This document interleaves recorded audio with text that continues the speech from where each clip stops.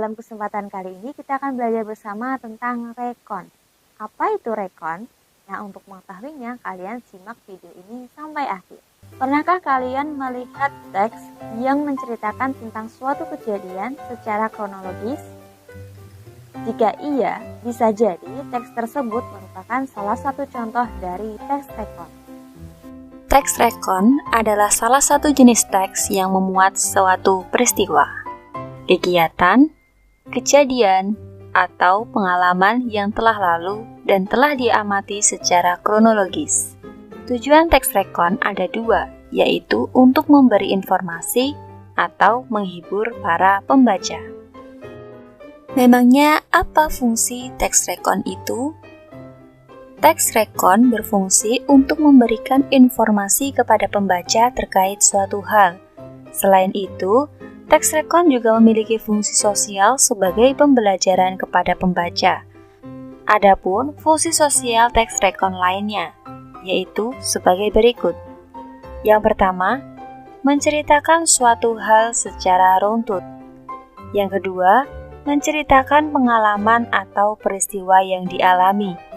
Yang ketiga, memberikan nilai moral kepada pembacanya.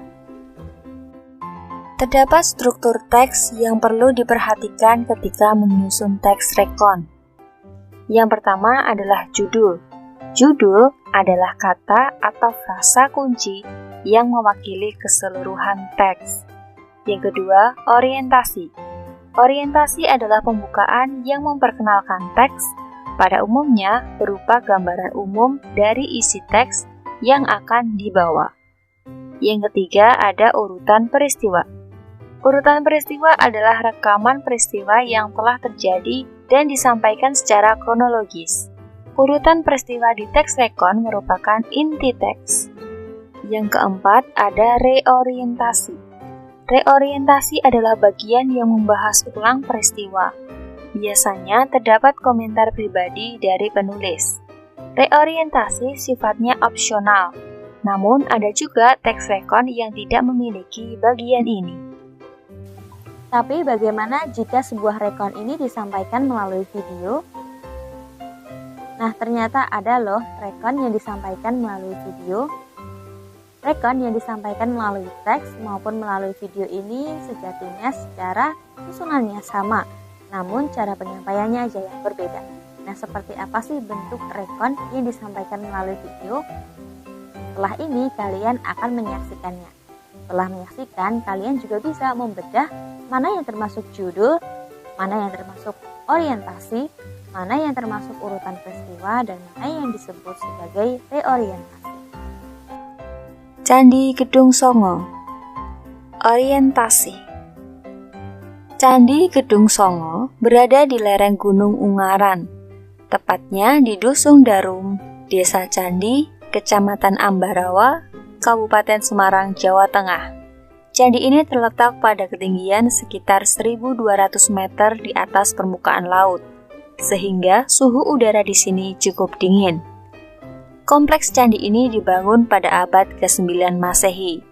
Istilah Gedung Songo berasal dari bahasa Jawa, yakni gedung yang berarti rumah atau bangunan, songo yang berarti 9. Jadi, arti kata Gedung Songo adalah 9 atau kelompok bangunan. Lokasi candi yang tersebar di lereng Gunung Ungaran ini memiliki pemandangan alam yang indah. Di sekitar lokasi juga terdapat hutan pinus yang tertata rapi serta mata air yang mengandung belerang. Terkadang kabut tipis turun dari atas gunung yang mengakibatkan mata tidak dapat memandang Candi Gedung Songo dari kejauhan.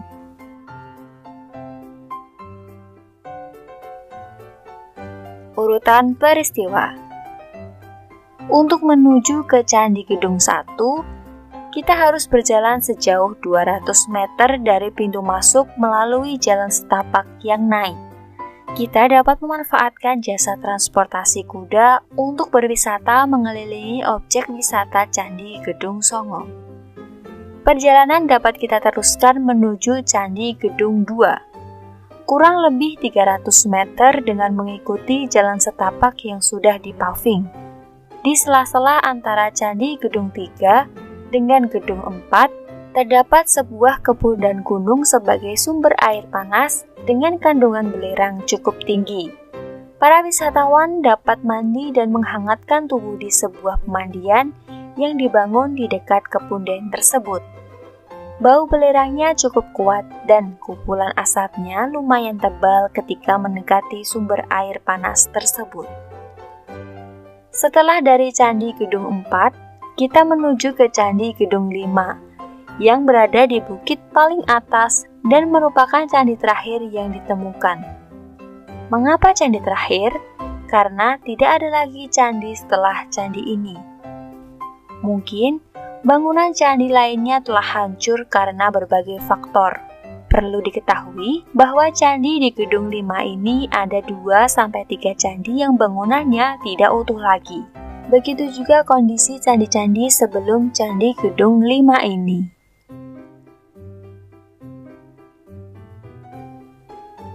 Reorientasi. Objek wisata Candi Gedung Songo cocok sekali untuk refreshing pemandangan alam sekaligus trekking karena dari pintu masuk hingga candi terakhir yaitu Candi Gedung 5 lumayan menanjak. Sangat dekat sekali dengan puncak Gunung Ungaran. Pemandangan dari Candi Gedung 5 sangatlah indah. Ke arah bawah kita dapat melihat Rawa Pening di Salatiga dan Kota Ambarawa. Ke arah belakang atau atas, dapat kita lihat puncak Gunung Ungaran yang sangat indah diselingi asap belerang yang muncul dari sela-sela jurang antara Candi Gedung 3 dan Gedung 4. Karena keindahannya, Candi Gedung Songo ini sering menjadi tempat yang indah untuk berfoto. Nah, itu tadi pengertian, struktur, dan contoh dari rekon yang dikemas dalam bentuk video. Semoga video kali ini bermanfaat ya.